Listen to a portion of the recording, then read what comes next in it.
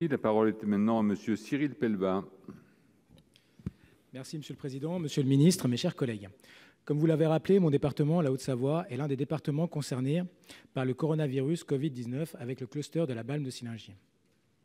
Et je tiens, avant de commencer, à saluer le travail remarquable de l'ARS et de son directeur qui a été en lien permanent avec les élus, du personnel hospitalier, des services de l'État et des collectivités concernées.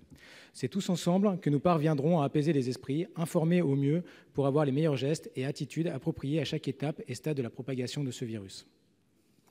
Nous avons des problèmes amplifiés liés au fait d'avoir un cluster. Au-delà des pénuries de masques, on observe un problème lié aux arrêts maladie. En effet, si une école est fermée pour risque de contamination, l'un des parents doit se mettre en arrêt maladie pour garder son enfant.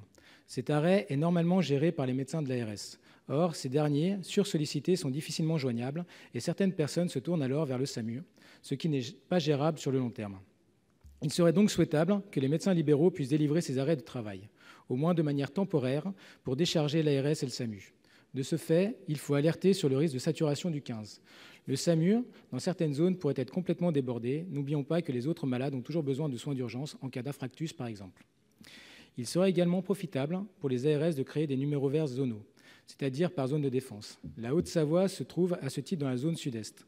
Cela permettra à des médecins libéraux volontaires de répondre aux questions et de réexpliquer les bonnes pratiques à avoir pour éviter la propagation du virus. Les ARS sont alors partiellement déchargés.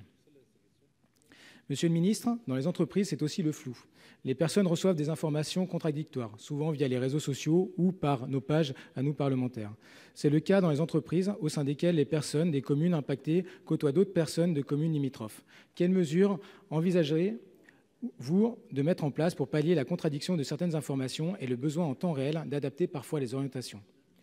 Enfin, la question des élections municipales se pose également. Vous évoquez la distribution de masques et de liquides solutions hydroalcooliques dans chaque bureau de vote, mais quitte des mesures à prendre dans les zones comme la Haute-Savoie et les communes touchées.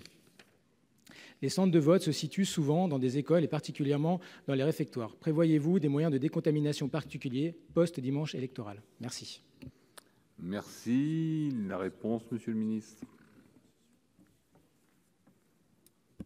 Monsieur le sénateur Cyril Pellevat, merci pour votre question. Vous parlez de la situation de la zone d'activité du virus de Haute-Savoie. C'est donc une deuxième zone d'activité puisqu'il y avait eu la première à Contamine-Montjoie qui s'est très bien terminée. Tout le monde est sorti guéri. Je m'étais rendu au CHU de Grenoble. J'étais encore député de Grenoble à l'époque avec Agnès Buzyn qui était alors encore ministre et nous étions allés rencontrer les familles.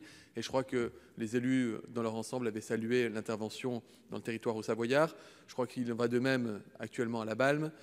Il y a 30 cas confirmés sur les 51 cas confirmés sur toute la région Auvergne-Rhône-Alpes. Donc on voit que c'est une zone de circulation virale avec une attention particulière et toujours des recherches de chaînes de contamination qui sont en cours. Et la situation n'échappe pas du tout aux autorités de santé. Aujourd'hui, les choses sont plutôt bien contrôlées. L'occasion de remercier en particulier les équipes de l'hôpital d'Annecy. J'étais en contact avec le service de virologie, le docteur Chanzy du service de virologie d'Annecy, qui me faisait part hier de la mobilisation incroyable de tout le personnel de l'hôpital, mais qui me disait c'est dur. Enfin, c'est une mobilisation qui nécessite beaucoup d'énergie, beaucoup d'efforts, et je crois qu'il faut qu'on s'en rende tous compte ici et qu'on sache s'en souvenir le moment venu. Vous dire aussi que des mesures ont été simplifiées en matière de déclaration d'arrêt maladie. Par exemple, pour les parents d'un enfant qui ne peut plus aller à l'école, un des deux parents doit rester pour s'occuper de ses enfants. Jusqu'ici, il fallait passer par le médecin de l'agence régionale de santé, mais ils ont vraiment trop d'activités par ailleurs, notamment avec les identifications de chaînes de contamination.